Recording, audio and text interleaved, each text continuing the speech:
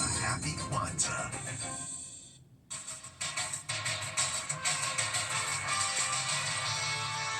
Super flu warning. It seems like everyone is getting the flu. It feels like I'm dying. The ER was slammed. We're hearing reports of voluntary health checks at airports in the USA. And the New Year's Eve countdown. Concerned the huge turnout could turn into a super spreader event. Then, human chain heroes. The car left dangling after skidding off the snowy road. The strangers to the rescue. Plus, the search for missing Camila. Citizen sleuths joining the hunt for the teen who vanished on Christmas Eve. People don't just vanish into thin air. Camilla, if you can hear us, we are looking for you. Then, she said what? What Marjorie Taylor Greene just said about the puffy lips of Mar-a-Lago.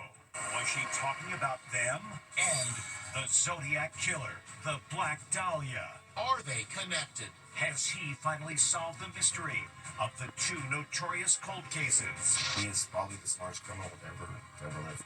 Plus, hold on to your seat. The most dramatic moments caught on tape for 2025. Now, Inside Edition with Eva Pilgrim.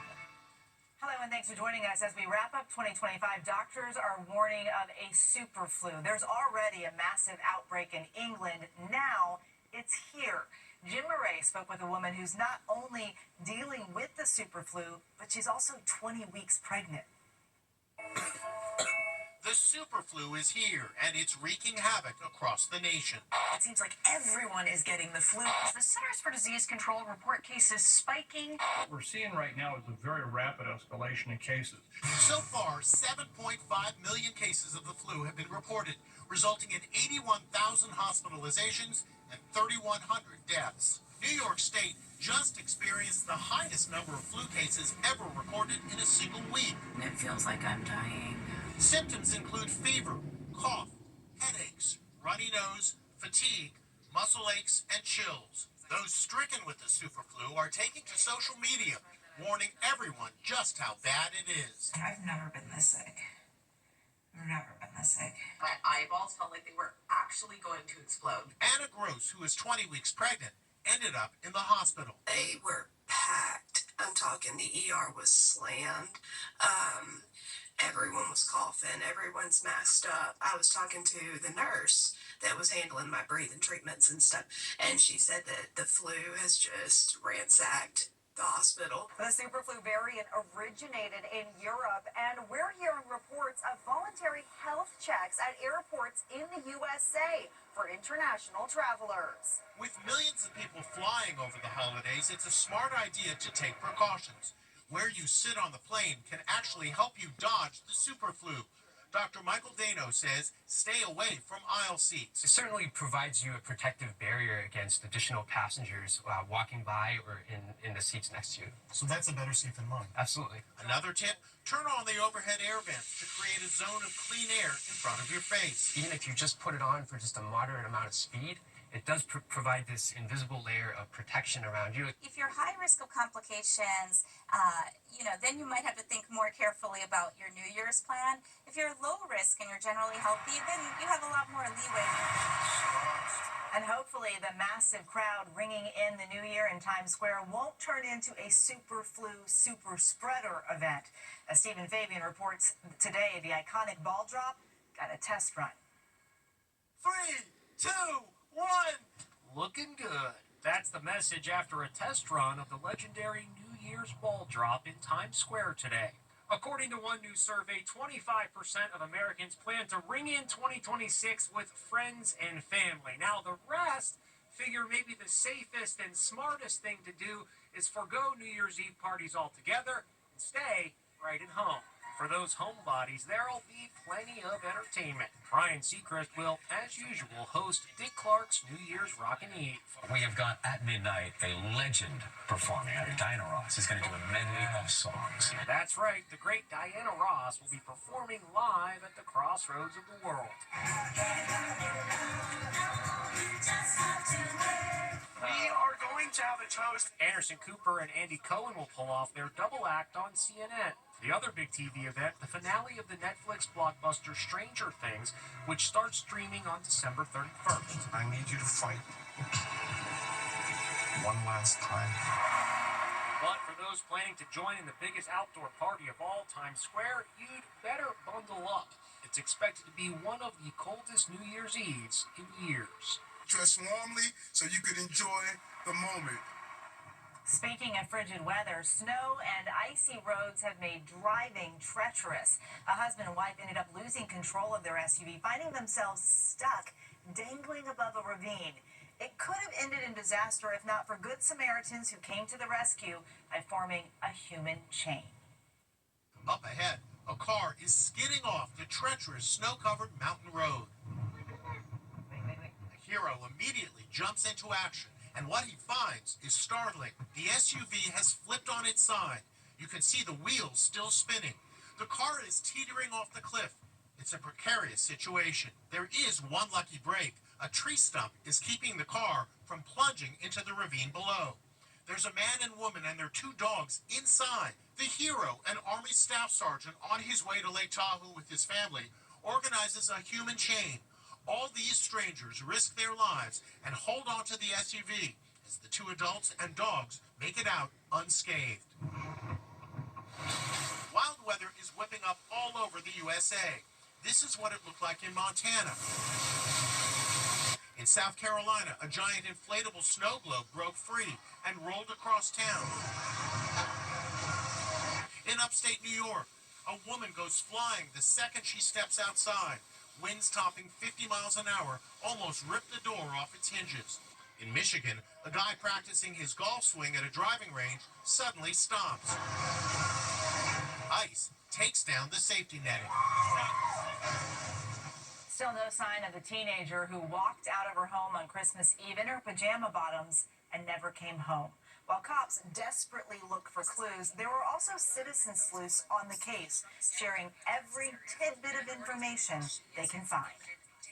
New clues are emerging today in the investigation of the 19-year-old beauty who vanished on Christmas Eve. They're coming from citizen sleuths who are using all their investigative skills to search for Camila Olmos. This surveillance photo shows Camila at her car at 7 a.m. Was someone watching her? Yes, according to this citizen sleuth. There could be a grainy image of a truck sitting just kind of behind the bumper, and it looks like maybe on the road. I do sort of see something there. Camila's phone was found on her bed with a dead battery. That's sparking speculation about why she was rummaging through her car. Personally, I think she could have been going out to the car to get a charger. This sleuth wonders if Camila's recent breakup with her boyfriend is a factor in her disappearance. We need to point out that Nathan Gonzalez has been cleared of any involvement in her disappearance. It looks like this has turned now into a runaway case, where Camila just had a very bad breakup with her boyfriend, where she fell into a deep, dark place, and she's having trouble seeing the light. We spoke to one of the citizen sleuths who asked to be identified as Jasmine. I don't think that she just left off. Talking with the mother, talking with the family, I'm getting actual feed coming in from a conversation with the dad. I personally think that someone took her. Camila's pals are regularly posting videos showing their missing friend. Here she is at her high school prom. Authorities have also released dash cam video that they say show Camila walking along a road on the morning she vanished. It's a few blocks from her home. Are your concerns at this point that she's been kidnapped for human trafficking? What are your concerns? My concerns are that we might be looking at all the wrong places, or that she might not even be in the same city as us anymore. Camila's mother says it's out of character for her daughter to leave her phone at home.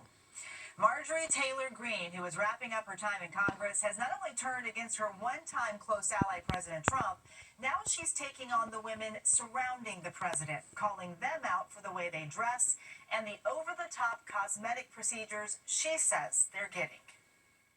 She said, what? Marjorie Taylor Greene has unleashed a scathing critique of the women closest to President Trump, her former ally now turned arch foe. I've always been uncomfortable with how these women puff up their lips and enlarge their breasts, she tells the New York Times. I never liked the MAGA Mar-a-Lago sexualization. She doesn't name names, but could she be referring to Homeland Security Secretary Kristi Noem, dubbed Ice Barbie? Nothing prepares you. Daughter-in-law Laura Trump, I stand before you tonight. Don Jr.'s ex Kimberly Guilfoyle, With respect to the oil, and White House Press Secretary Carolyn Leavitt, who was recently photographed for Vanity Fair with what looks like needle marks on her top lip. We spoke to dermatologist Dr. Doris Day about the look that has been dubbed Mar-a-Lago face. It's when the Botox is done to the point where your forehead can't move at all, which means the brows drop and you look a little stiff. And then the cheeks are overfilled and the lower lids are overfilled. And then the lips are overfilled, which is out of proportion with the whole face. But so-called Mar-a-Lago face has its supporters. Conservative publicist Melissa Rain Lively says the look conveys polish and glamour. The Trump woman is elegant, powerful, hyper-feminine, and always looks impeccable. Marjorie Taylor Greene's critique comes on the heels of her very public feud with the president. What the hell happened to Marjorie Taylor Greene? I was called a traitor by a man that I fought for 6 years for. Now the Georgia Congresswoman has launched an assault of her own, pouncing on MAGA pouts. Last month, Caroline Kennedy's daughter and JFK's granddaughter, Tatiana Schlossberg, revealed she was battling terminal leukemia. Now her family is sharing some very sad news. Tatiana Schlossberg, JFK's 35-year-old granddaughter and daughter of Caroline Kennedy, has died. We're getting sad news coming into the News Nation newsroom right now. Some sad news breaking moments ago. Tatiana Schlossberg has died. Her family shared this photo saying, "Our beautiful Tatiana passed away this morning. She will always be in our hearts." The mom of two announced last month that she suffered from a terminal case of leukemia. The Kennedys have a long history of tragedy, and Tatiana wrote that she dreaded bringing more sadness to her mother, who has endured the assassinations of her father and uncle and the death of her brother, John Jr., in a plane crash in 1999. "For my whole life, I have tried to be good, to protect my mother and never make her upset or angry. Now I have added a new tragedy to her life." In her essay, Schlossberg wrote that doctors told her she maybe had one more year to live. It turned out to be a little more than a month. They are two of the longest unsolved crimes in American history. The Zodiac Killer linked to 5 murders and Black Dahlia, the killing of a young Hollywood hopeful. Now, a cold case investigator has come forward saying he believes they were both committed by the same killer. Has this man solved 2 notorious cold cases? Los Angeles, 1947. An aspiring actress, Elizabeth Short, is found brutally murdered on a vacant lot. She became known as the Black Dahlia. How long has she been dead? 10, 12 hours. 22 years later, the Zodiac Killer shot 6 men and women in San Francisco over a 10-month period and taunted police with letters written in a secret code, signed with a Zodiac symbol. The murders have inspired books and movies. Now a cold case investigator says he believes they were committed by the same ruthless killer. He is probably the smartest criminal to ever live. Alex Baber says he cracked a code sent by the Zodiac Killer in 1970. "My name is," followed by a series of letters and symbols. Baber says it spells out Marvin Merrill. So who was Marvin Merrill? That was an alias. His real name was Marvin Margolis, who was the Black Dahlia's former boyfriend. The Black Dahlia case was basically a jealous boyfriend who wanted to kill his ex-girlfriend. That is correct. You can tell by the wounds that were inflicted upon her that it was personal. Margolis was a suspect in the Black Dahlia case, but was never charged. He had a medical background. He was a USC medical student, and he was also a former Marine. Alex Baber says the Black Dahlia was likely murdered in one of these brightly colored cabins in an LA motel once known as, get this, the Zodiac. In your gut, do you believe that this is connected to the Zodiac killings because the killer chose the name? I believe that this was the inspiration for his moniker some 22 years later. Margolis also bears a striking resemblance to a police sketch of the man wanted for the Zodiac murders. Marvin Margolis died in 1993. Among his possessions, a sketch of a nude woman he called Elizabeth, the same name as the Black Dahlia. We have identified the individual who committed these crimes. We'll be back with much more Inside Edition after this. Next, hold on to your seat. The most dramatic moments caught on tape for 2025. Plus, what's behind the couch. Get out of my house. Inside Edition with Eva Pilgrim. We'll be right back. Hold on to your seat. We've got the most dramatic caught on tape moments of 2025. They're the caught on tape moments that had our pulses racing in 2025. Watch as 3 teenagers terrorize a family appearing at their front door in Virginia in scary Halloween costumes. Turns out the culprits are relatives of the homeowner, and it was all a Halloween prank. No charges were filed. And you've never seen a smash and grab like this. 25 armed robbers burst into a jewelry store outside San Francisco. They destroyed display cases, stuffing jewelry into shopping bags. Little did they know they were being trapped inside, thanks to an automatic locking mechanism on the door. So what did they do? They shot their way out of the jewelry store, and there were amazing natural phenomena caught on tape. Look at this wall of dust that barreled down on the city of Phoenix. Get inside. Let's go. In all the craziness, a couch went flying off a balcony, and dash cams caught a meteorite as it blazed through the sky, crashing to planet Earth. It landed on a house in Georgia, coming straight through the ceiling and piercing the floor. And this dramatic footage shows a medical helicopter crashing into a highway in Sacramento. Good Samaritans helped lift the chopper off the stricken victims. The pilot, nurse, and paramedic on board were all critically injured. And a small plane made an emergency landing on a golf course in Los Angeles. The baby-faced pilot is lucky to be alive.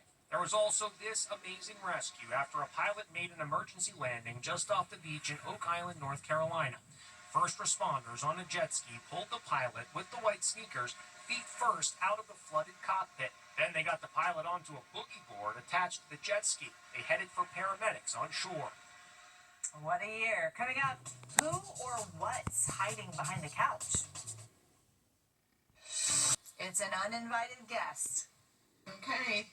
This woman realizes there's a home invader inside her house, and he's hiding behind the couch. Look who's back. It's a groundhog. Get out of my house. Now Megan Alexander with our Inside Deals. Finally, Granny shows the young ones how it's done. 93-year-old Granny is going bowling. She takes her stance, then drops the ball. Not exactly a power roll. Not even worth watching. But wait, Granny gets a strike. Who'd have thunk it? And she's so chill. We'll see you next time.